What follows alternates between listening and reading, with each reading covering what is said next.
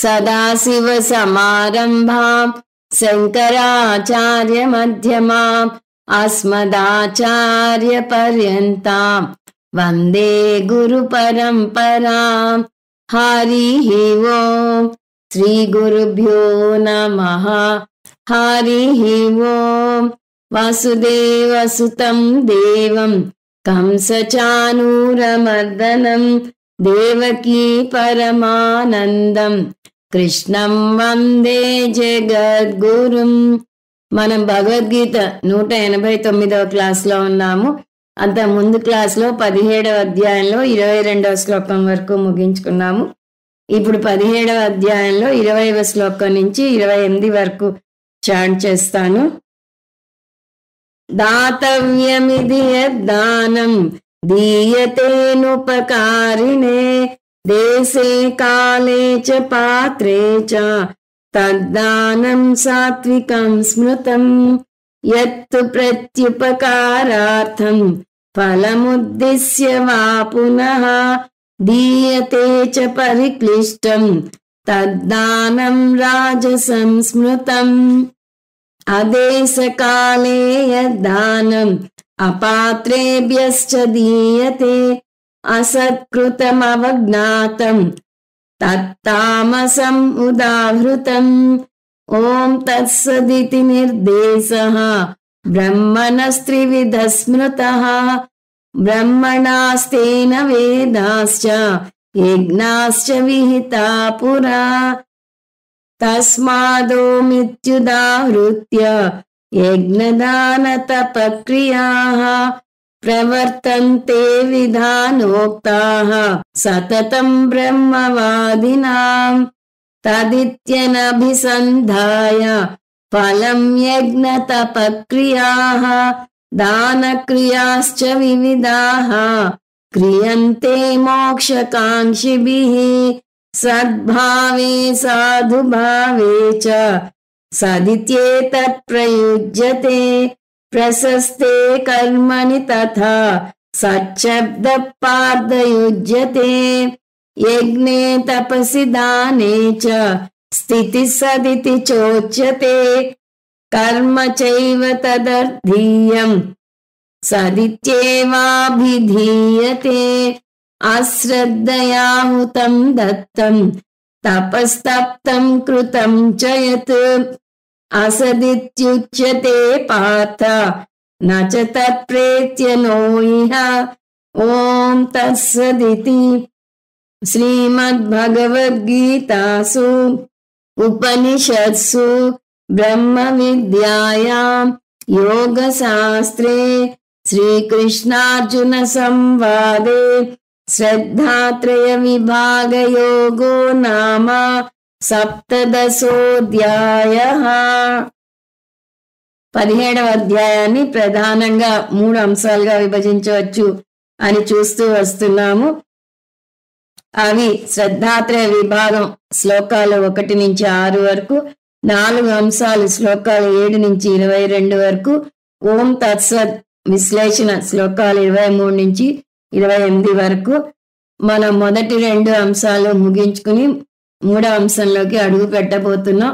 2వ అంశంలో 4 అంశాల గురించి చెప్తాను అని కృష్ణ పరమాత్మ చెప్పాడు. అవి ఆహారం, యజ్ఞం, తపస్సు 2 రకాలుగా, కరణ దృష్ట్యా, గుణ దృష్ట్యా. దానం గురించి ముందు క్లాస్లో చూసాం, దాని ముందు కొంత విశ్లేషణ కూడా చూసాం. అవి చూసి ముందుకు వెళ్దాము. మనకి ఉపనిషత్తుల్లో కూడా యజ్ఞం, దానం, తపస్సు చేసి తీరాలి అని వస్తుంది. తైత్రీయోపనిషత్తులో అయితే ఎలా ఇవ్వాలి, ఎలా ఇవ్వకూడదు చాలా వివరాలు కూడా వస్తాయని చూసాం. ఈ యజ్ఞం, దానం, తపస్సుల్లో మళ్ళీ దానం ఇంకా శ్రేష్టమైనది. అది అనారోగ్య లక్షణాలను పారద్రోలుతుంది. మనకున్న అనారోగ్య లక్షణాలు ఏమిటి? ముందు మోహం. ఈ మోహం అజ్ఞానం వల్ల కలుగుతుంది.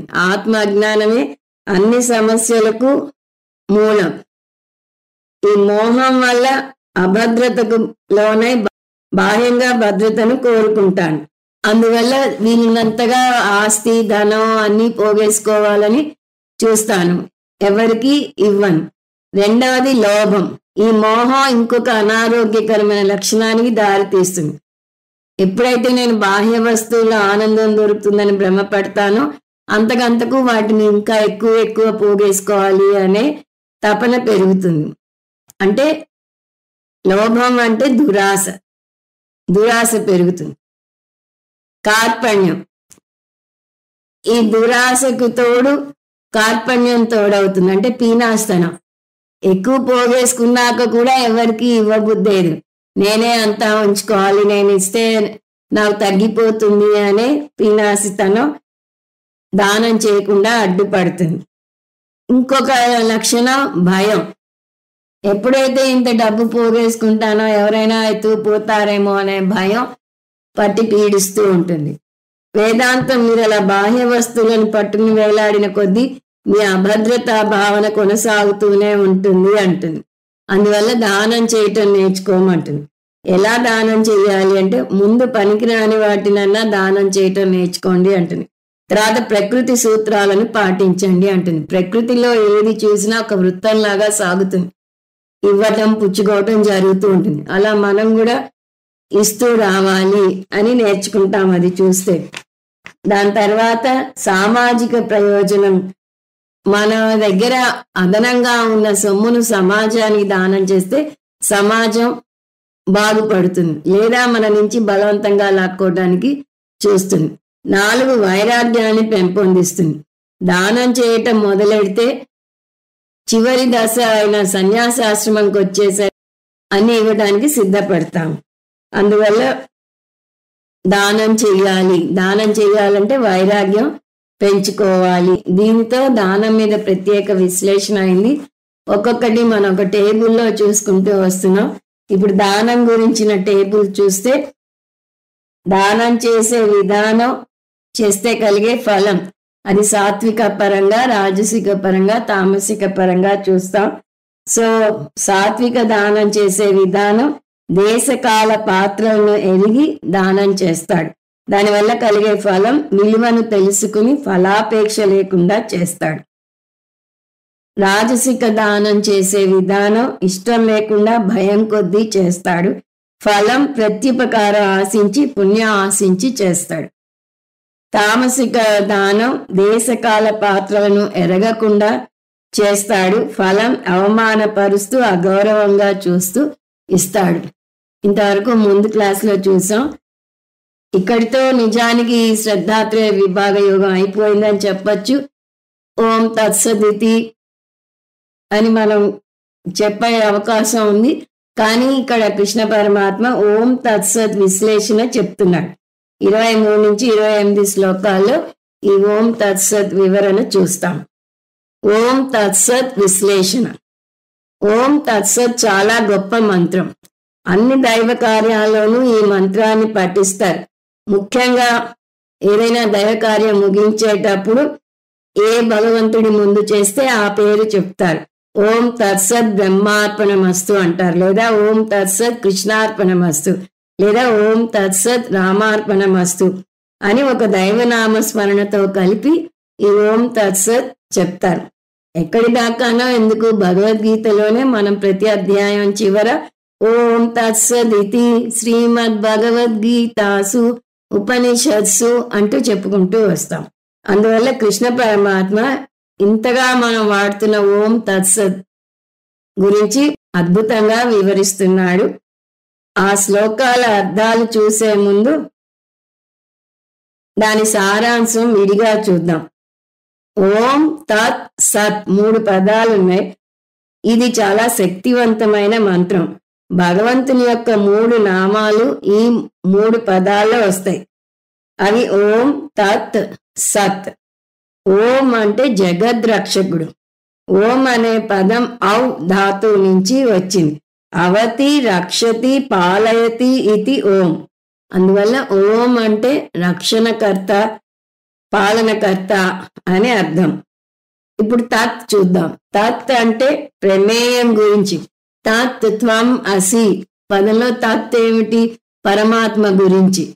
సో ఇక్కడ పరమాత్మ గురించి, పరమాత్మ జ్ఞానం పొందే ప్రమాణాలకు అందడు. అంటే సర్వ ప్రమాణ అగోచరం, ప్రమాణాలకు అందడు, ఆబ్జెక్ట్ గా చూడలేము. ఆబ్జెక్ట్ గురించి 5 ప్రమాణాల ద్వారా తెలుసుకుంటాం, కానీ పరమాత్మను ఈ ప్రమాణాల ద్వారా తెలుసుకోలేం. ఒక్క వేదాంత ప్రమాణం ద్వారానే తెలుసుకోగలుగుతాం. ఈ 5 ప్రమాణాలకు అందడు కాబట్టి అప్రమేయం అంటారు. అందువల్ల తత్ అంటే అప్రమేయం అని చెప్పవచ్చు. 3వ పదం సత్. సత్ అంటే శాశ్వతమైన తత్వం, ఉనికి రూపంలో సదా ఉండే భగవంతుడు. సత్ పదాన్ని అక్షరాలా తీసుకుంటే ఉనికి, ఉనికి పదం యొక్క అర్థాన్ని లోతుగా తీసుకుంటే శాశ్వతమైన తత్వం. ఎందుకంటే ఉనికి ఎప్పుడూ ఉంటుంది, దాని పేరే ఉనికి, అది సద్రూపంలో ఉంటుంది. ఇప్పుడు ఈ ఓం తత్ సత్ 3 పదాల అర్థాలను కలిపితే ఈ వాక్యం ఇలా పూర్తిగా వస్తుంది. ప్రమాణాలకందని శాశ్వతమైన ఉనికి ఉన్న జగద్రక్షకుడు భగవంతుడు. ఈ ఓం తత్సత్ గురించి అనేక అంశాలు చెప్తున్నాడు కృష్ణ పరమాత్మ. అవేంటో వరుసగా చూద్దాం. 1 బ్రహ్మణః నిర్దేశః. ఓం తత్సత్ అనే ఈ 3 పేర్లు బ్రహ్మకు నిర్దేశించబడ్డాయి. బ్రహ్మణః అంటే బ్రహ్మ, బ్రహ్మ అంటే భగవంతుడు. 2వ అంశం, బ్రహ్మ ముందు ఉచ్చరించాడు. ఈ జగత్తు సృష్టికర్త అయిన బ్రహ్మ మొట్టమొదటిగా పలికిన పదాలు ఓం తత్ సత్. సృష్టి చేసే ముందు, తను చేసే శుభకార్యం ముందు సాక్షాత్తు బ్రహ్మదేవుడే ఈ పదాలను ఉచ్చరించాడు. ఆ పదాలను పలకటం వల్లనే ఈ సృష్టి ఇంత అద్భుతంగా జరిగింది. జగత్తుకు మూల పురుషుడైన బ్రహ్మ మొట్టమొదటిగా పలికాడు కాబట్టి అవి ఎంతో మంగళకరమైన పదాలు అయ్యాయి. 3 ఇది సాంప్రదాయం అయింది. బ్రహ్మదేవుడు సృష్టి చేసే ముందు స్వయంగా ఈ పదాలను పలికాడు కాబట్టి ఇది మనకు ఒక సాంప్రదాయంగా అయింది. ఆధ్యాత్మిక సాధన చేసేవారు వారి సాధనకు ఓం తత్సత్ వాడతారు. ఉదాహరణకు టెలిఫోనుని కనుగొన్న గ్రహం బెల్ ఫోనుని 1876లో కనుగొన్నాక అది పనిచేస్తుందో లేదో పరీక్షించాలనుకున్నాడు. అందువల్ల అతను మొట్టమొదట పలికిన పదం హలో. ఆ పదం ఎందుకు పలికాడు అంటే ప్రత్యేకించి ఏమీ అర్థం లేదు అంటారు. ఆ క్షణంలో ఆయనకు అలా పలకాలనిపించింది, అది పలికారు. కానీ ఫోనును కనుగొన్న వ్యక్తి మొట్టమొదట పలికిన పలుకు అది కాబట్టి ఫోనులో అప్పటి నుంచి ఇప్పటిదాకా ఏ దేశంలో అయినా, ఏ ప్రజలైనా, ఎవరైనా సరే ఫోన్ ఎత్తగానే హలో అని అంటారు. చదువుకున్నవారు, చదువుకోని వారు కూడా హలో అనే అంటారు. అలా అది సాంప్రదాయం అయింది. అలా హలో ఎలా సాంప్రదాయం అయిందో అలా ఓం తత్సత్ మన సాంప్రదాయం అయింది. ఈ సృష్టికర్త పలికిన తొలి పలుకులు ఓం తత్సత్. అందువల్ల ఆ పలుకులను పలకటం మన సాంప్రదాయం అయింది. ముఖ్యంగా ఆధ్యాత్మిక సాధనలో వారి సాధన ముందో లేదా సాధన అయ్యాకో ఓం తత్సత్ అంటారు. చివర వాడితే ఓం తత్సత్ బ్రహ్మార్పణమస్తు అంటారు. మనం కూడా క్లాస్ అయ్యాక ఓం తత్సత్ సర్వం శ్రీకృష్ణార్పణమస్తు అని చెప్తాం. 4 మంచి ఫలాన్ని ఇస్తుంది. సాక్షాత్తు బ్రహ్మదేవుడు పలికాడు, అది కూడా మొట్టమొదట పలికాడు అంటే ఈ మంత్రం ఎంత శక్తివంతమైనదో మనకి తెలిసినదే. అందువల్ల ఈ ఓం తత్సత్ అని పలికి కర్మలు చేస్తే అవి రాజసిక కర్మలు అయినా తామసిక కర్మలైనా కూడా సాత్విక కర్మలంతా ప్రతిభావంతంగా ఉంటాయి. ముందే సాత్విక కర్మలు చేస్తుంటేనో అని సందేహం రావచ్చు మీకు. అప్పుడు కూడా ఈ మంత్రం శక్తి ఎంత ఉంటుందంటే ముందే సాత్విక కర్మలైనా కూడా అవి మరింత సాత్విక శక్తిని పుంజుకుంటాయి. 5 3 అద్భుతాలను సృష్టించాడు. ఈ మంత్రాలు పఠించి బ్రహ్మదేవుడు ఇంత అందమైన, అద్భుతమైన, అమోఘమైన, ఆశ్చర్యకరమైన, సమతుల్యత ఉన్న విశ్వాన్ని సృష్టించాడు. అంతేకాదు ఈ విశ్వం అంతా ఒక క్రమ పద్ధతిలో ఒక సమయ నియంత్రణ పాటిస్తూ ప్రకృతి సూత్రాలకు కట్టుబడి ఉంది. అంత అద్భుతమైన విశాల విశ్వంలో అన్ని అద్భుతాలే అయినా వాటిలోంచి 3 అద్భుతాలు నేరాడు కృష్ణ పరమాత్మ. అవి యజ్ఞం, వేదం, బ్రాహ్మణుడు. బ్రహ్మదేవుడు విశ్వంలో ఇన్ని సృష్టిస్తే ఈ మూడింటినే ఎందుకు ఎన్నుకున్నాడు కృష్ణ పరమాత్మ? దానికి కారణం లేకపోలేదు. అవేంటో చూద్దాం. మొట్టమొదట మనం చెప్పిన మూడింటిలో యజ్ఞం మొట్టమొదటిది. యజ్ఞం అంటే మానవ జాతి తమకున్న అఖండమైన ఉన్నతమైన జ్ఞానాన్ని, శక్తిని మంచి కార్యాలకు ఉపయోగించే జీవన విధానాన్ని నిర్దేశించేది. ఈ యజ్ఞం అనే నియమం లేకపోతే మనిషికున్న అంత మంచి శక్తిని మంచి పనులకు కాకుండా విధ్వంసక చర్యలకు ఉపయోగించే ప్రమాదం ఉంది. సైన్స్ గురించి అదే అంటాం. ఈ సైన్స్ ఏ బూన్ ఆర్ ఏ బేన్ అని ఒక డిస్కషన్ వస్తూ ఉంటుంది. సైన్స్ వల్ల మనకి లాభమా నష్టమా, అది మనం వాడిన పద్ధతిని బట్టి లాభమనో నష్టమనో చెప్తాం. మనిషి తనకున్న మేధస్సును నాశనానికి వినియోగించవచ్చు, ప్రపంచం యొక్క పురోగతికి ఉపయోగించవచ్చు. యజ్ఞం అంటే తనకున్న విజ్ఞానాన్ని, మేధస్సును ప్రపంచ శాంతికి, ప్రపంచ ఉన్నతికి, ప్రపంచ పురోగతికి తోడ్పడేలాగా చేసే విజ్ఞానం. అందువల్ల యజ్ఞం ఒక్కటే విశ్వాన్ని ధ్వంసం చేయకుండా పట్టి నిలపగలదు. అందువల్లనే మనకి ఎన్నో సామూహిక యజ్ఞాలు చేయిస్తూ ఉంటారు మహాపురుషులు. యజ్ఞం అంటే పంచమహాయజ్ఞాలను కూడా తీసుకోవచ్చు. ఆ పంచమహాయజ్ఞాలు దైవయజ్ఞం, ఋషి యజ్ఞం, పితృయజ్ఞం, మనుష్య యజ్ఞం, భూతయజ్ఞం. వీటిని పాటించడమే మనం చేయాల్సిన పని. మనం వైదికులం ఎందుకయ్యాము అంటే వేదాలు నిర్దేశించిన వాటిని పాటిస్తాం కాబట్టి, వైదిక జీవన విధానాన్ని పాటిస్తాం కాబట్టి.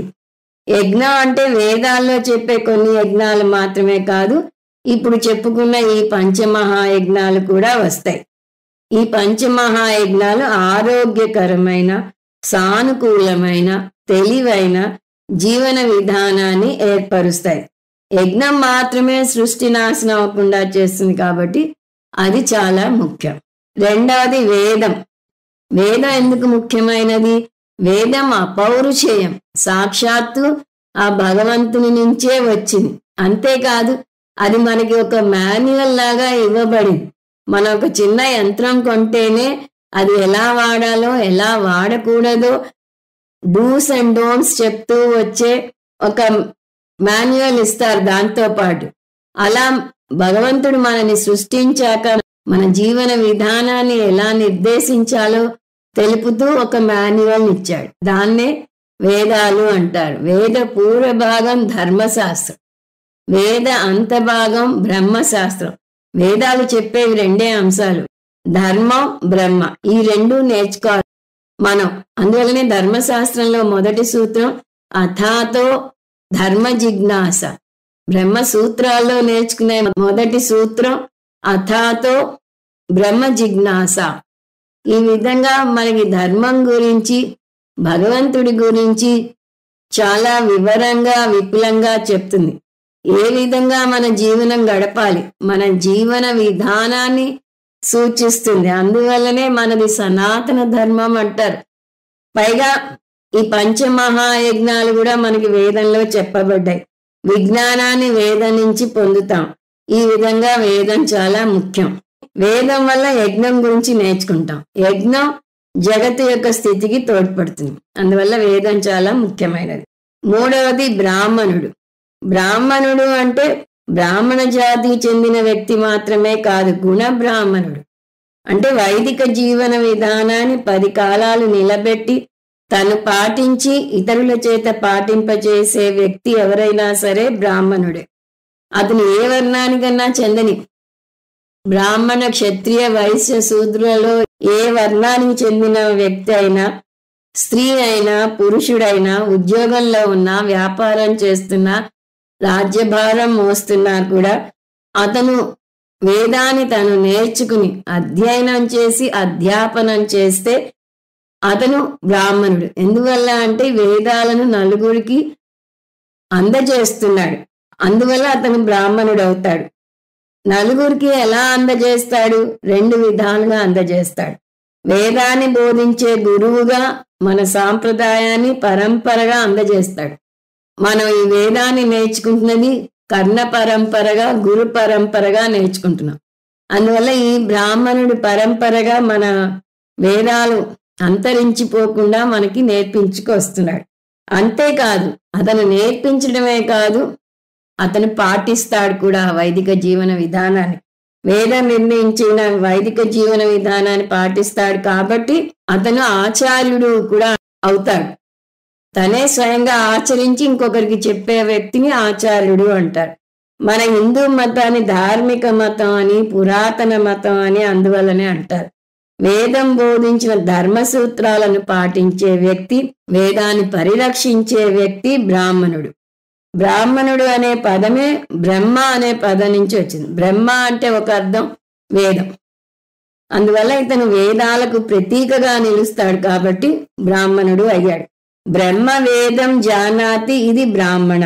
వేదాన్ని నేర్చుకుని వైదిక జీవన విధానాన్ని పాటిస్తూ తనకున్న శాస్త్రజ్ఞానాన్ని 10 మందికి బోధించే వ్యక్తిని బ్రాహ్మణుడు అంటారు. ఇప్పుడు మళ్ళీ ఈ 3 పదాలను చూస్తే, బ్రాహ్మణుడు వేదానికి స్థితికర్త, వేదం యజ్ఞాలకు స్థితికర్త, యజ్ఞం విశ్వానికి స్థితికర్త. అంటే ఒకదానితో ఒకటి పెనవేసుకుని ఉన్నాయి.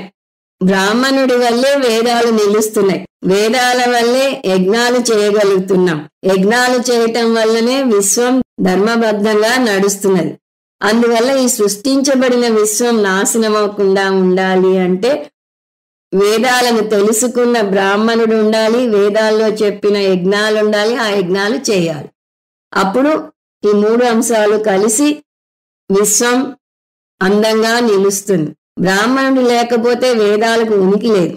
బ్రాహ్మణుడు అంటే వేదాలను అధ్యయనం చేసిన వ్యక్తి అనే విషయం మర్చిపోకూడదు. వేదాలు లేకపోతే యాజ్ఞ బ్రాహ్మణుడు ఉండడు, అంటే యజ్ఞాలు చేయించే బ్రాహ్మణుడు ఉండడు. యాజ్ఞ బ్రాహ్మణుడు లేకపోతే ప్రపంచంలో శాంతి ఉండదు. ఎక్కడ చూసినా యుద్ధాలు, కలహాలు చెలరేగిపోతాయి. ప్రపంచంలో ఒక దేశానికి శక్తివంతమైన ఆయుధాలుండి తక్కిన దేశాలు ఒప్పుకోకపోయినా ఒక దేశం మీద ఆయుధాలు కురిపించి దానిని నాశనం చేస్తానంటే ఎట్లా ఉంటుంది? సైన్స్ ఎంతగా పురోగమించిందంటే ఒక చిన్న బాంబుని వేసి ఒక ఊరిని లేదా ఒక దేశాన్ని విధ్వంసం చేయవచ్చు. ఇందాక చూసాం, ఒక బాంబు వేసి ఒక మంచి కార్యక్రమానికి ఉపయోగించవచ్చు, ఒక బాంబు వేసి ఒక దేశం మొత్తాన్ని ఒక క్షణంలో నాశనం చేయవచ్చు. సైన్స్ కనుక అభివృద్ధి చెందకపోయి ఉంటే ఈ విషయంలో, యుద్ధం అంటే మనిషి తనకున్న చిన్న కర్రలతో, ఈటలతో యుద్ధం చేసుకుంటూ ఉండేవాడు. అది సైన్స్ అసలు తెలియని రోజుల్లో. సైన్స్ కొంత వచ్చాక యుద్ధ భూమికి వెళ్ళిన సైనికులే ప్రాణభయంతో ఉండేవారు. యుద్ధ భూమికి వెళ్ళిన సైనికులు తిరిగి వస్తారా లేదా అనే భయం ఉండేది, వారికి మాత్రమే ప్రమాదం ఉండేది. ఇప్పుడు ఒక వరల్డ్ వార్ వచ్చింది అంటే ప్రపంచం మొత్తం నాశనం అయిపోయేటంత విస్ఫోటమైన బాంబులు చాలా ఉన్నాయి. అందువల్ల సైన్స్ మంచికి ఉపయోగపడుతుంది, చెడుకి ఉపయోగపడుతుంది. ఒక దేశం తలుచుకుంటే ఆ దేశం పైకి రావటం కోసం ఎటువంటి దారుణమైనా చేయగలదు. మానవత్వపు విలువలను పాటించకపోవచ్చు, తక్కిన వాళ్ళు పాటిద్దాం అనుకున్నా కూడా అది సాగదు. మహా అయితే వారు నిరసనలు ప్రకటించగలరు అంతే.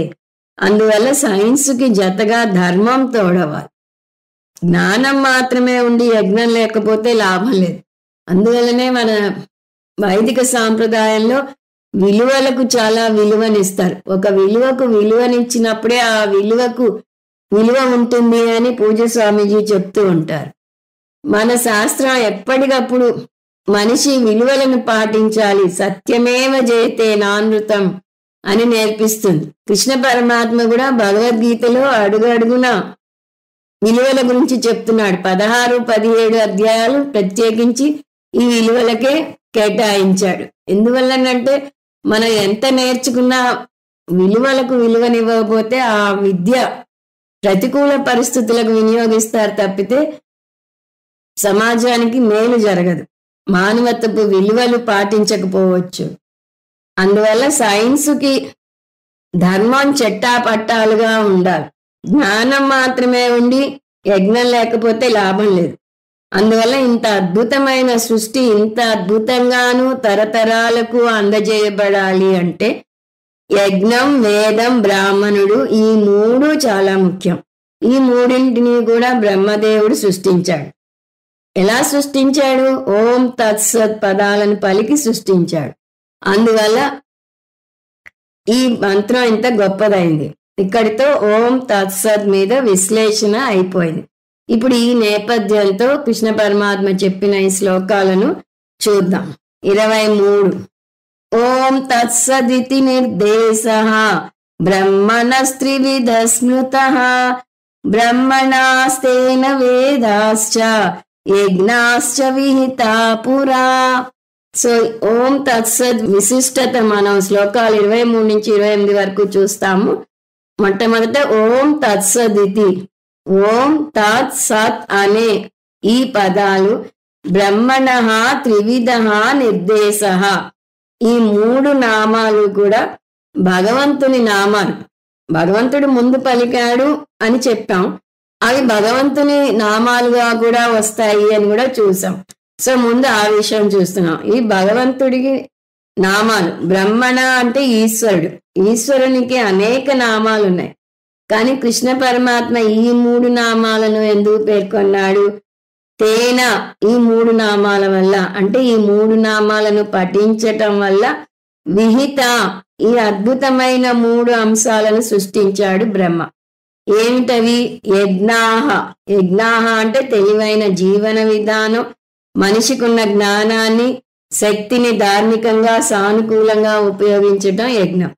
వేదాహ, వేదాలను సృష్టించాడు, అంటే మన ప్రాథమిక శాస్త్రం, అది మన వైదిక జీవన విధానాన్ని బోధిస్తుంది. సహ యజ్ఞాహ ప్రజాహ సృష్ట్వా పురోవాచ ప్రజాపతి అనేన ప్రసవిష్యధ్వం ఏషవోస్త్విష్ట కామధుక్ అని 3వ అధ్యాయంలో వస్తుంది. అందులో వేదాలను బ్రహ్మ సృష్టించాడు అని వస్తుంది. తర్వాత బ్రాహ్మణాహ, వేద పరిరక్షకులను బ్రాహ్మణుడు అంటారు. అతను జాతి బ్రాహ్మణుడే కానవసరం లేదు, వేదాలను అధ్యయనం చేసి ఆ వైదిక జీవన విధానాన్ని పాటిస్తూ వేద అధ్యాపనం చేసే వ్యక్తి బ్రాహ్మణుడు. ఈ మూడింటిని బ్రహ్మ సృష్టించాడు. ఈ మూడు ఏమిటి? యజ్ఞం, వేదం, బ్రాహ్మణుడు. ఎప్పుడు సృష్టించాడు? పురా, ఎప్పుడో, అంటే కొన్ని వేల సంవత్సరాల కిందట. ఆ విధంగా ఓం తత్సత్ పవిత్రమైన మంత్రం అయింది. ఈ శ్లోకంలో మనం ముందు చూసిన 5 అంశాల్లో మొదటి అంశం, 5వ అంశం వచ్చాయి. మొదటి అంశం బ్రహ్మణః నిర్దేశః, అంటే ఈ 3 పదాలు బ్రహ్మ అంటే భగవంతునికి నిర్దేశింపబడ్డాయి అని చూసాం. ఈ ఓం తత్సత్ 3 కలిపితే భగవంతుని గురించి నిర్వచనం ఎలా వస్తుంది అని కూడా చూసాం. ఏమిటది? ప్రమాణాలకు అందని శాశ్వతమైన ఉనికి ఉన్న జగద్రక్షకుడు భగవంతుడు. తర్వాత 5వ అంశం 3 అద్భుతాలను సృష్టించాడు అని చూసాం. ఆ 3 యజ్ఞాలు, వేదం, బ్రాహ్మణుడు అని చూసాం. ఈ 2 ఇందులో వచ్చాయి. ఇప్పుడు 24వ శ్లోకం చూద్దాం. తస్మాదోమిత్యుదాహృత్య యజ్ఞదాన తపక్రియాః ప్రవర్తంతే విధానోక్తాః సతతం బ్రహ్మవాదినాం. బ్రహ్మదేవుడు ఓం తత్ సత్ అని ముందుగా పలికాడు కాబట్టి అది వైదిక సాంప్రదాయం అయింది. ఎప్పుడో టెలిఫోన్ కనిపెట్టిన వ్యక్తి హలో అని మొట్టమొదట అంటే ఇప్పటికీ దేశ దేశాలలో చదువుకున్నవారు, చదువుకోనివారు, కుగ్రామాలతో సహా అందరూ హలో అని ఎలా సాంప్రదాయబద్ధంగా అంటారో అలా బ్రహ్మదేవుడు సృష్టి చేసినప్పుడు మొట్టమొదటిగా ఓం తత్ సత్ పదాలను పలికాడు కాబట్టి అది మన వైదిక సాంప్రదాయం అయింది. బ్రహ్మవాదినాం, బ్రహ్మవాది అంటే వైదిక సాంప్రదాయాన్ని పాటించేవాడు, ముఖ్యంగా ఆధ్యాత్మిక సాధకులు. సతతం ఉదాహృత్య, ఈ వైదిక సాంప్రదాయాన్ని పాటించే సాధకులు సతతం ఎప్పుడూ ఉదాహృత్య పలుకుతూ ఉంటారు. ఏం పలుకుతారు? ఓం ఇతి బ్రాకెట్లో ఉదాహృత్య కలుపుకుంటాం. వారు ఎప్పుడు ఓం తత్సత్ అని పూర్తిగా కానీ లేకపోతే ఓం అని కానీ పలుకుతారు. ఏ కార్యక్రమాల్లో పలుకుతారు? ఆధ్యాత్మిక ఎదుగుదలకు శాస్త్రం నిర్దేశించిన అన్ని కార్యక్రమాల్లోనూ పలుకుతారు. మీరు నాకు ఈ ఆధ్యాత్మిక కర్మలు ఏమిటో తెలియదు, లౌకిక కర్మలంటే తెలుసు గాని అని అనవచ్చు. ఎందుకంటే ఇప్పుడు విద్యా వ్యవస్థ లౌకిక విజయాలను పొందటానికే తీర్చిదిద్దబడింది కానీ ఆధ్యాత్మికత బొత్తిగా లోపించింది విద్యా వ్యవస్థలో. ఏ చదువు చదివితే ఎంత ఎక్కువ జీతం వస్తుందో అందరికీ తెలుసు, కానీ ఆధ్యాత్మికంగా ఎదగాలంటే ఏం చదవాలి ఎవరికీ తెలియదు, ఏం చెయ్యాలి, ఏ పూజ చేయాలి, ఏ యజ్ఞం చేయాలి అవి ఎవరికీ తెలియదు. అందువల్ల విధానోక్తాహ అన్నాడు కృష్ణ పరమాత్మ. అంటే శాస్త్రం విధించిన విధి విధానంలో చేయాలి. ముందే చూసాం ఈ శాస్త్రం ఒక మాన్యువల్ గా మనకి ఇవ్వబడింది అని, మన జీవన విధానాన్ని సూచించడానికి ఇవ్వబడింది అని. కాబట్టి మన జీవన విధానం ఎలా ఉండాలి? యజ్ఞాలు చేయాలి. ఆ యజ్ఞాలు ఎలా చేయాలి? శాస్త్రంలో చెప్పబడినట్టుగా చేయాలి. అందులో కొన్ని ఆ శాస్త్రంలో చెప్పబడిన వాటిలో మళ్ళీ కొన్ని చెప్తున్నాడు. ఏమిటవి? యజ్ఞదాన తపక్రియాహ. యజ్ఞం, దానం, తపస్సు అనే క్రియలు, 3 క్రియలను పేర్కొంటున్నాడు. ఎప్పుడు ఓం తత్సత్ పలకాలి అంటే యజ్ఞం చేసేటప్పుడు, దానం చేసేటప్పుడు, తపస్సు చేసేటప్పుడు. తైత్రీయోపనిషత్తులో యజ్ఞం చేసేటప్పుడు ఓం ఎలా పలుకుతారు అని చాలా వివరంగా వస్తుంది. అలాగే దానం చేసేటప్పుడు కూడా ఓం తత్సత్ చెప్పి దానం చేయాలి. తపస్సుకి ఒక మంత్రం తీసుకుని దాని ముందు ఓం కలుపుకోవాలి. ఓం నమ శివాయనో, ఓం నమో నారాయణాయనో, ఓం నమో వెంకటేశాయనో ఓం కలుపుకుని తపస్సు చేస్తారు. అంతేకాకుండా ఈ 3 ఎంత శ్రేష్టమైనవో, ఈ 3టిని సాత్విక కర్మలుగా ఎలా చేయాలో వివరంగా మనం ఈ అధ్యాయంలోనే చూసాం. యజ్ఞం అంటే పంచమహాయజ్ఞాలని చూసాం. దానం అంటే మళ్ళీ తామసిక దానం చేయకూడదు, రాజసిక దానం చేయకూడదు, సాత్విక దానం చేయాలి. తపస్సు అంటే కాయిక, వాచిక, మానసిక తపస్సులు మళ్ళీ సాత్విక గుణంతో చేయాలి. సో వీటిలో ఏం చేసినా ఆధ్యాత్మిక సాధకుడు ఓం తత్సత్ అనో కేవలం ఓం అనో పలుకుతాడు. ఆ విధంగా ఈ శ్లోకంలో అంతకుముందు చూసిన 5 అంశాల్లో 2, 3 అంశాలు చూస్తాం. రెండవది బ్రహ్మ ముందు ఉచ్చరించాడు అనేది, మూడవది ఇది సాంప్రదాయం అయింది. ఇప్పుడు 25 తదిత్యనభిసంధాయ ఫలం యజ్ఞ తపక్రియాః దాన క్రియాశ్చ వివిధాః క్రియంతే మోక్షకాంక్షిభిః. ముందు శ్లోకంలో సాధకుడు ఓం తత్సత్లలో 3 వాడవచ్చు, లేదా ఈ 3ట్లో ఏదో ఒక పదాన్నే వాడవచ్చు అని చూసాం. ముందు శ్లోకంలో ఓం ఒకటే వాడతాడని కూడా చూసాం. ఇక్కడ తత్ ఒకటే వాడటం చూస్తాం. తత్ అంటే మనం ముందే చూసాం. తత్ త్వం అసిలో తత్ అంటే పరమాత్మని సూచిస్తుంది, పరమాత్మ అప్రమేయం అని చూసాం. కానీ ఈ రోజుల్లో మనం ఏదో ఒక పదాన్ని వాడకుండా 3 పదాలను కలిపి వాడతాం. కొంతమంది సాధకులు ఏదో ఒకటే వాడతారు. విష్ణు సహస్రనామంలో తత్ పదం వస్తుంది, తస్మై నమః అని వస్తుంది. తత్ అయిన భగవంతునికి నా నమస్కారం అని దాని అర్థం. మోక్షకాంక్షిభిః కొంతమంది సాధకులు తత్ ఇతి తత్ పదాన్ని మాత్రమే వాడతారు అంటారు. ఎప్పుడు వాడతారు? మళ్ళీ ఇవే మాటలు, యజ్ఞ తప క్రియాః దాన క్రియాశ్చ. ఇందాక ఏమన్నాడు కృష్ణ పరమాత్మ? యజ్ఞ దాన తప క్రియాః అన్నాడు. ఇప్పుడు దాన్ని విడదీసి యజ్ఞ తప క్రియాః దాన క్రియాశ్చ. యజ్ఞం చేసినప్పుడు, తపస్సు చేసినప్పుడు, దానం చేసినప్పుడు కూడా తత్ శబ్దం వాడతారు. ఎందుకంటే వీరిని మోక్షకాంక్షిభిః అన్నాడు. అంటే మోక్షాన్ని కోరుతున్నారు. వీరి ప్రాథమిక లక్ష్యం మోక్షం. ఆ సాధనలో భాగంగా లౌకిక విజయాలు వచ్చినా వాటికి ప్రాముఖ్యతను ఇవ్వరు. లౌకిక విజయాలు వస్తే వాటిని ఆగంతుక ఫలం అంటారు. అది రాకపోయినా వారు పట్టించుకోరు. ఫలం అనభిసందాయ, వీరు లౌకిక ఫలాలను ఆశించరు. వీరికి ఆధ్యాత్మిక ఉన్నతే ముఖ్యం. అటువంటి వారిని సాత్విక పురుషులు అంటారు. వారు ఏది చేసినా శ్రద్ధగా చేస్తారని, ఫలాపేక్ష లేకుండా చేస్తారని ఈ అధ్యాయంలోనే చూస్తూ వచ్చాం.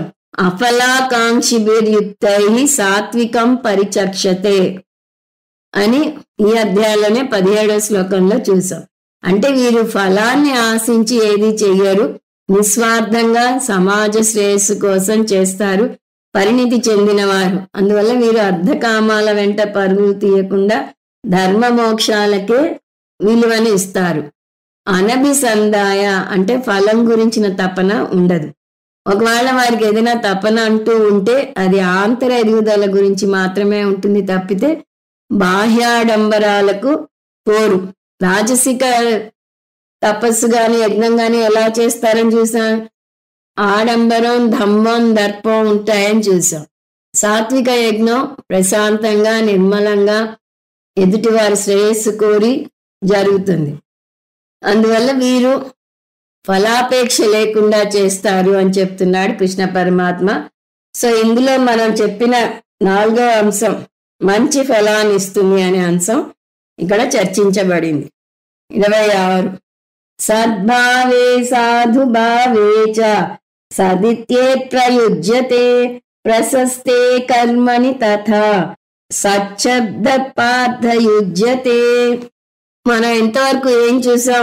24వ శ్లోకంలో కొంతమంది ఓం పదాన్ని మాత్రమే ఉచ్చరిస్తారని, 25వ శ్లోకంలో కొంతమంది ఆధ్యాత్మిక సాధకులు తత్ మాత్రమే ఉచ్చరిస్తారని చూసాం. అవి కూడా ఎప్పుడు? యజ్ఞదాన తపస్సులు చేసేటప్పుడు. అంటే ఈ 3 కర్మలు చేసేటప్పుడు మాత్రమే అని తీసుకోకూడదు. ఏ కర్మ చేసినా కూడా వాడతారు. ఈ 3 శ్రేష్టమైన కర్మలు కాబట్టి ఉదాహరణకి 3 చెప్పడం జరిగింది. అంటే వీటిల్లోనే వాడతారు, మిగతా వాటికి వాడరు అని కాదు అర్థం. ఇంత శ్రేష్టమైన కర్మలకే వాడితే అన్ని యజ్ఞాలకు, అన్ని కర్మలకు, అన్ని తపస్సులకు కూడా ఈ పదాలను ఉచ్చరిస్తారు. ఈ పదాలన్నీనో ఏదో ఒకటో ఉచ్చరిస్తారు అని అర్థం చేసుకోవాలి. ఇప్పుడు ఈ శ్లోకంలో సత్ పదానికి వచ్చేసరికి కృష్ణ పరమాత్మకు ఓం తత్ పదాలకు అర్థం చెప్పలేదని గుర్తొచ్చి ఉంటుంది. ఆ ముందు 2 పదాలు అర్థం చెప్పటం లేదు కానీ సత్తుకి 5 అర్థాలు చెప్పబోతున్నాడు.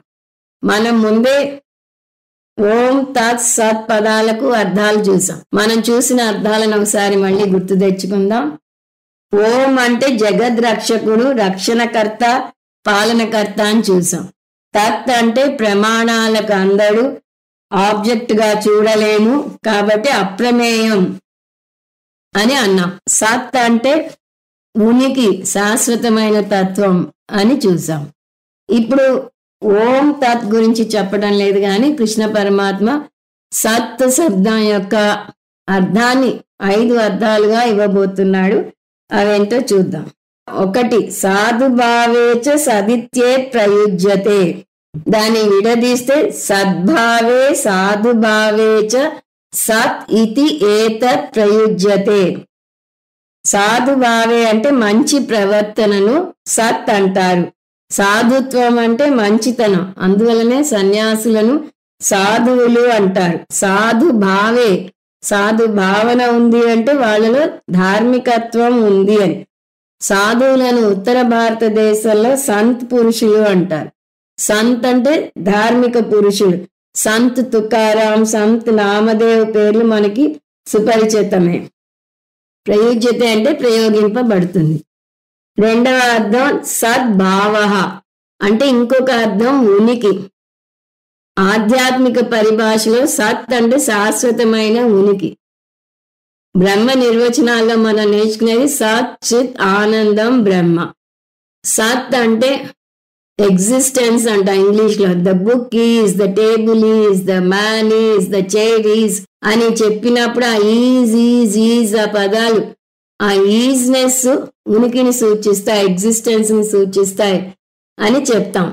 మన తెలుగులో చెప్పేటప్పుడు ఉనికి అంటాం. పుస్తకం ఉంది, బల్ల ఉంది, చెట్టు ఉంది, గోడ ఉంది, అన్నింటిలో ఉంది ఉంది ఉంది అని ఏదైతే ఉందో అది ఉనికిని సూచిస్తుంది. ఈ ఉనికి ఇవి ఉన్నా లేకపోయినా ఉండే ఉనికి. పుస్తకం ఉన్నా లేకపోయినా ఉంది, ఉనికి ఉంది. బల్ల ఉన్నా లేకపోయినా ఉనికి ఉంది. అలా దీన్ని శాశ్వతమైన ఉనికి అంటారు. దీన్ని నౌన్ అంటారు, అడ్జెక్టివ్ కాదు.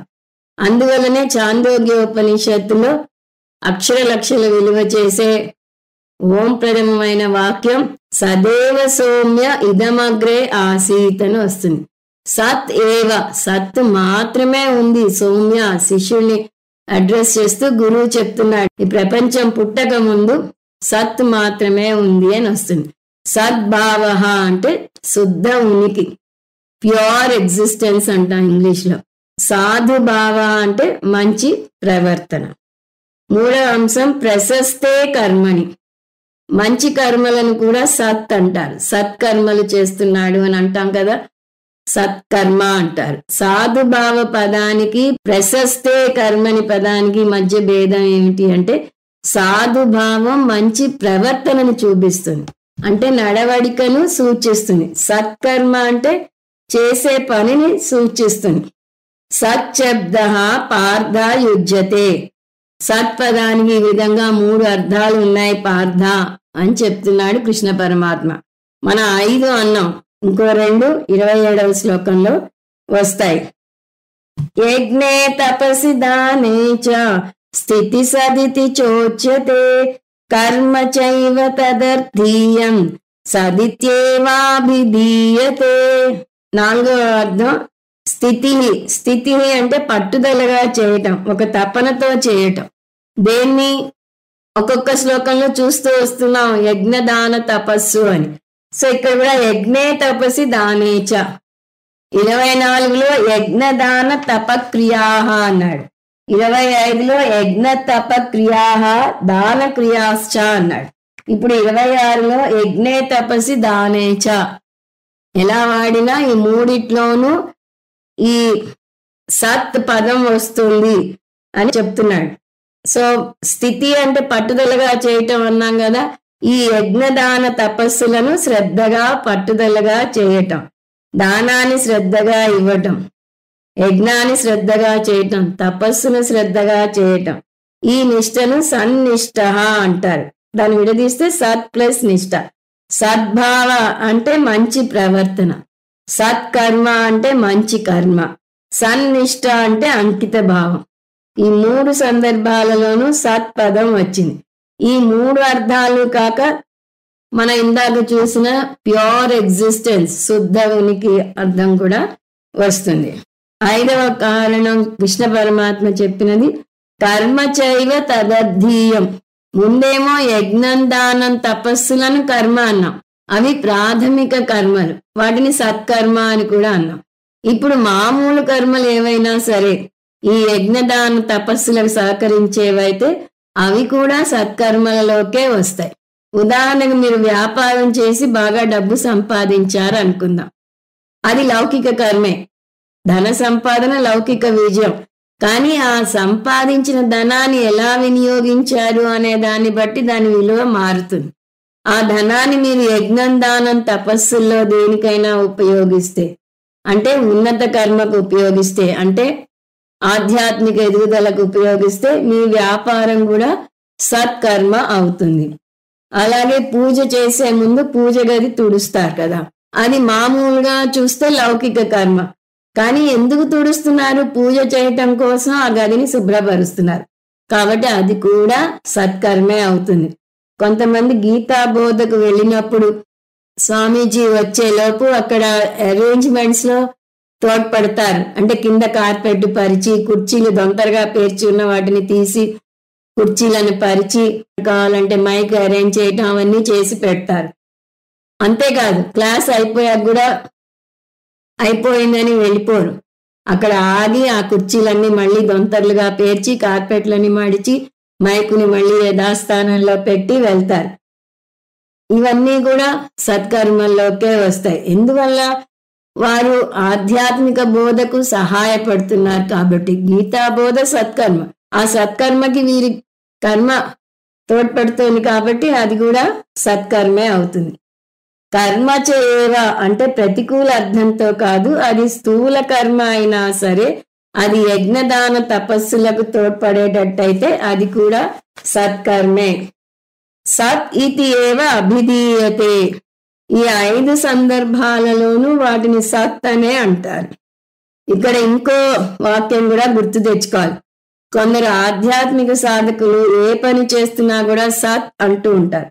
ఈ విధంగా మీ ఆధ్యాత్మిక సాధనలలో ఓం తత్ సత్లలో ఏ ఒక్క పదానన్నా వాడవచ్చు, లేదా 3 పదాలను కలిపి వాడవచ్చు. అలా వాడటం వల్ల ఇందాకే చూసినట్టుగా మీరు చేసినది తామసిక కర్మ అయినా రాజసిక కర్మ అయినా కూడా సాత్విక కర్మగా మారుతుంది. ముందే సాత్విక కర్మ అయితే దానికి ఇంకా ఉన్నతి కలుగుతుంది. అందువలనే మన సాంప్రదాయంలో మనం చేసే యజ్ఞయాగాదుల చివర ఓం తత్సత్ అంటారు. ఈ పదం అలవాటైతే ఓటమి ఎదురైనా కూడా ఓం తత్సత్ అనగలిగే ఆత్మస్థైర్యం వస్తుంది. అంటే వైరాగ్య ప్రాప్తి కలుగుతుంది. ఇక్కడితో కృష్ణ పరమాత్మ ఓం తత్సత్ మంత్రం యొక్క ప్రత్యేకతను వివరించటం అయిపోయింది. 5 ప్రత్యేకతలు చూసాం. ఆ 5 మళ్ళీ ఒకసారి చూస్తే సాధుభావే అన్నాడు ఒకటి, అంటే సత్ప్రవర్తన. రెండవది సద్భావ అంటే శుద్ధ ఉనికి. మూడవది మంచి కర్మను సత్కర్మ అంటారు. నాలుగవది ఒక తపనతో చేయటాన్ని కూడా సత్ అంటారు. ఐదవది దానికి తోడ్పడే ఏ కర్మనైనా కూడా సత్కర్మ అంటారు అని చూసాము. ఈ 5 సత్తుకి కృష్ణ పరమాత్మ చెప్పిన అర్థాలు. 5 అంశాలు చూసాం. అవేమిటి? బ్రహ్మణ నిర్దేశ అంటే ఈ బ్రహ్మకు నిర్దేశించబడ్డాయన్నాం, బ్రహ్మ ముందు ఉచ్చరించాడు అన్నాం, ఇది సాంప్రదాయం అయింది అన్నాం, మంచి ఫలాన్ని ఇస్తుంది అన్నాం, 3 అద్భుతాలను సృష్టించాడు అన్నాం. ఆ 3 అద్భుతాలు యజ్ఞం, వేదం, బ్రాహ్మణుడు. ఈ 5 ఫలాలను ముఖ్యమైనది ఏమిటి అంటే ఓం తత్సత్ ఉచ్చరిస్తే తామసిక రాజసిక కర్మలు కూడా సాత్విక కర్మలు అవుతాయి. సాత్విక కర్మలు ఇంకా ఉన్నతంగా అవుతాయి. మామూలుగా మనం ఏదైనా పూజ చేశాక ఆ పూజ చివరిలో ఒక ప్రార్థన చేస్తాం.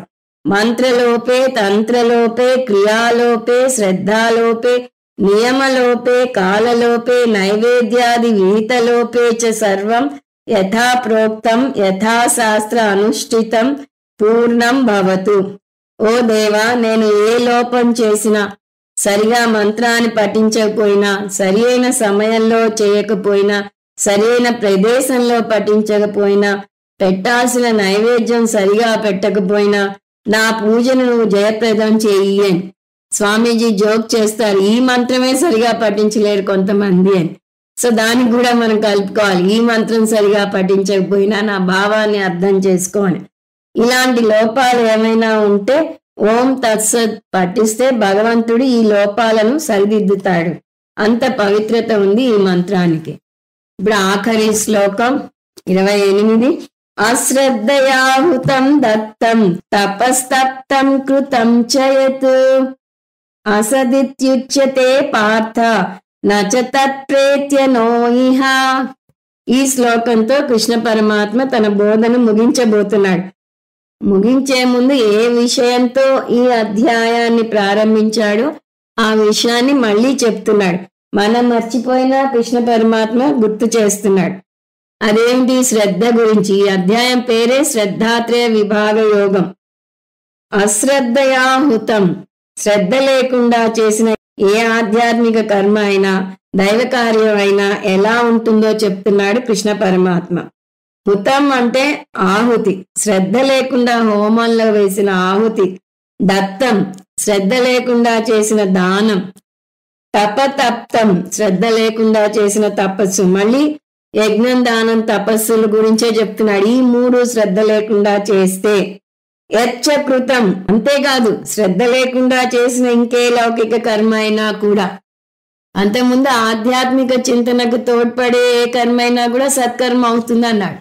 ఇప్పుడు శ్రద్ధ లేకుండా చేసిన యజ్ఞదాన తపస్సులతో పాటు లౌకిక కర్మ కూడా శ్రద్ధ లేకుండా చేసినదైతే, అంటే మీరు చేసే ఉద్యోగం అయినా సరే, ఆ పని మీద శ్రద్ధ లేకుండా ఆఫీస్కి ఇష్టం లేకుండా వెళితే అది మీ మానసిక శారీరక ఆరోగ్యాన్ని దెబ్బతీస్తుంది. అందువల్ల కృష్ణ పరమాత్మ ఏ పని చేసినా దాని మీద మనసు పెట్టి చేయాలి, అశ్రద్ధతో చేయకూడదు అని అంటున్నాడు. అసత్ ఇది ఉచ్యతే. అశ్రద్ధగా చేసే ఆహుతి, చేసే దానం, చేసే తపస్సు, చేసే లౌకిక కర్మలు అన్నీ కూడా అసత్ కర్మల్లోకి వస్తాయి. ఇంతవరకు చూస్తూ వస్తున్న కర్మల్నే ఇప్పుడు చెప్తున్నాడని చూసాం. ఓం తత్సత్ పలికి కనీసం వాటిలో ఒక పదాన్ని పలికి యజ్ఞం, దానం, తపస్సు చేస్తే అవి సత్కర్మలు అవుతాయి, మంచి కర్మలు అవుతాయి. వాటికి సహకారి కర్మలు ఏం చేసినా కూడా అవి కూడా సత్కర్మలు అవుతాయి అని చెప్పాడు. దానికి భిన్నంగా అన్వయ వ్యతిరేకం అంటాం.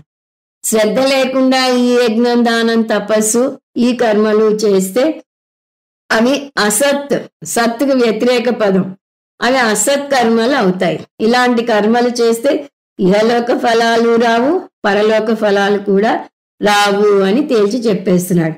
తత్ప్రేత్య నో ఇహ. మనసు ప్రశాంతంగా ఉండదు కాబట్టి ఇహలోక ఫలాలను కూడా అనుభవించలేరు. అందువల్ల ఇహలోక సుఖం అపి నాస్తి.